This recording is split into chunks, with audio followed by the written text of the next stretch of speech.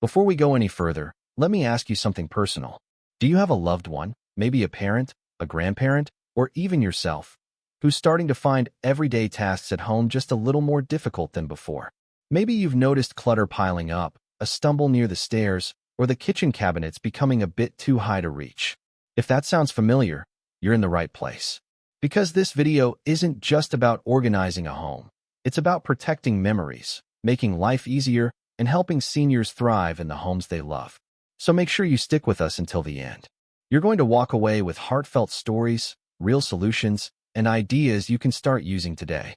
And hey, if this helps you or someone you care about, don't forget to like, share, and subscribe. Let's help more families age safely and with dignity. Let me tell you about Eleanor. She's 76, a retired schoolteacher from California with the warmest laugh you've ever heard. Her home is filled with history, family photos from 3 generations, stacks of recipe books, and keepsakes from every vacation she ever took. But one morning, while reaching for a casserole dish high up in a cabinet, she lost her balance and fell. She wasn't badly hurt, but the fall shook her. "I've lived here for 40 years, she said. And suddenly, it didn't feel like home anymore. It felt dangerous. That fall was a wake-up call. Her daughter, Laura, came over that afternoon with 2 cups of coffee and a plan. They would go room by room and not throw everything away, but make the house work better for Eleanor's life now. They started in the kitchen. It hadn't been reorganized in years. Heavy pots lived on top shelves. The pantry was overflowing with cans and expired boxes. Laura gently moved things around, placing frequently used items on lower shelves and installing a rolling cart for spices and snacks. A lazy Susan went into the corner cabinet, and bold, clear labels were added everywhere. Eleanor grinned when they finished. "It's like my kitchen finally understands me." Their next stop was the living room. Coffee tables were cluttered with magazines, remote controls, and reading glasses. The throw rug, yep, the one Eleanor had tripped on, was rolled up and donated. They brought in a decorative basket to corral the remotes and glasses, added motion sensor lighting near the hallway, and cleared pathways from the couch to the door. Eleanor looked around, wide-eyed.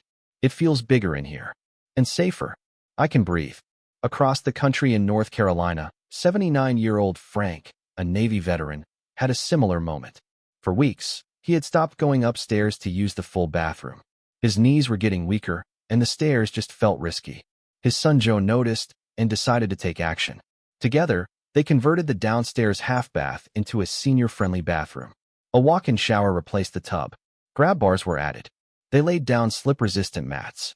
Clear bins were labeled for daily items, first aid supplies, and backup toiletries. Frank didn't say much that day, but later he called Joe and said, "I didn't realize how much I'd given up without noticing. Thanks, son." Meanwhile, in Colorado Springs, Marie, an 82-year-old widow, had a closet overflowing with memories. Clothes from the 60s, 70s, and 80s. Her wedding dress, her retirement day blazer, even her old Girl Scout uniform were still hanging there. Her granddaughter Rachel came to help her sort through it. They didn't just toss things, they told stories. For each outfit, Marie shared a memory. They took photos of special pieces, saved a few favorites in a memory box, and donated the rest. Marie's closet was now clear and usable. They moved her pajamas and soft cardigans to the lower drawers and placed her favorite crossword puzzles by the bed. That night, as Marie pulled the covers up to her chin, she whispered, "It feels like the room knows me better now." Let's talk about Charlie and Linda from Ohio. They're in their 70s, full of life, and love spending time with their grandkids in the summer. But their guest room had become a catch-all for storage, a mountain of boxes, outdated electronics, and random clutter. One winter, Charlie had an idea. Why not turn that unused space into something joyful? Together, they cleared it out and transformed it into a reading room.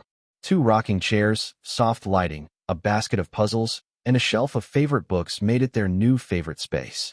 For Linda, who had early signs of memory loss, Charlie added a family photo wall with names and birthdays written underneath. That simple space brought peace to their everyday lives. Back in Oregon, Roger, an 85-year-old former carpenter, learned the hard way that even a small detail can make a big difference. One rainy morning, he slipped trying to remove his shoes near the front door. His daughter came by and added a wooden bench, a sturdy shoe rack, and a small cubby labeled Essentials. Now, everything had a place: his keys, gloves, umbrella, and the entryway was both beautiful and functional. The truth is, organizing a senior's home isn't about turning it into a showroom. It's about making everyday life easier and safer.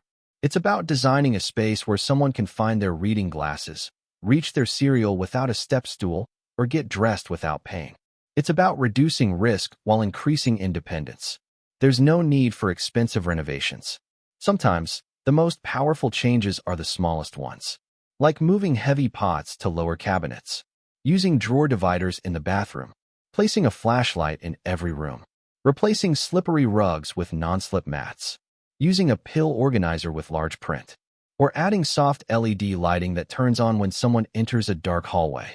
And let's not forget the emotional side of it.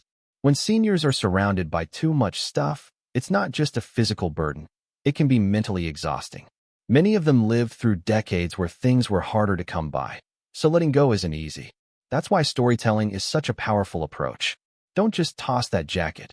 Ask about the story behind it. Take a photo. Save a swatch of the fabric. Give it meaning, and then give it away with love. Change doesn't have to happen all at once.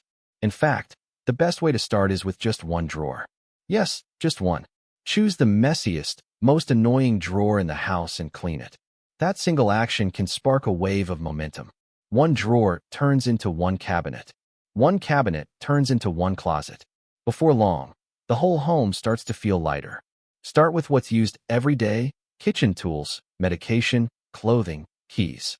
Reorganize the flow of the home so the day begins smoothly. Bring frequently used items to waist or chest height. Add open shelving where bending or reaching is difficult. Use bins and labels to keep similar items together. Get rid of duplicate tools or expired products. And make sure that every path, from bedroom to bathroom, from kitchen to couch, is wide, clear, and well lit. Organization is a conversation, not a command. It's a collaboration, not a cleanup. When you approach it with love and patience, what you're really saying is, I care about your comfort, your safety, and your peace of mind. So whether you're 65 or 95, whether you live alone, with a spouse, or with family, your home should work for you, not the other way around. It should support your routines, reflect your life, and keep you safe without sacrificing style or warmth. You've spent a lifetime building memories within these walls. Now it's time to shape those spaces for the next beautiful chapter of life. And if you're the child, the neighbor, or the caregiver, remember, this isn't about taking over. It's about walking beside. Offer your help. Be gentle. Share stories. Celebrate progress. And know that every item you move, every shelf you organize, every path you clear, it's all an act of love. So go ahead, start with one drawer. Then keep going. You don't have to be perfect. You just have to begin. And if this video helped you see things a little differently, please like, share, and subscribe. You never know who might need this today. Let's help more families create homes that are safer, simpler, and filled with peace, one room at a time. Because home should be a haven, not a hazard.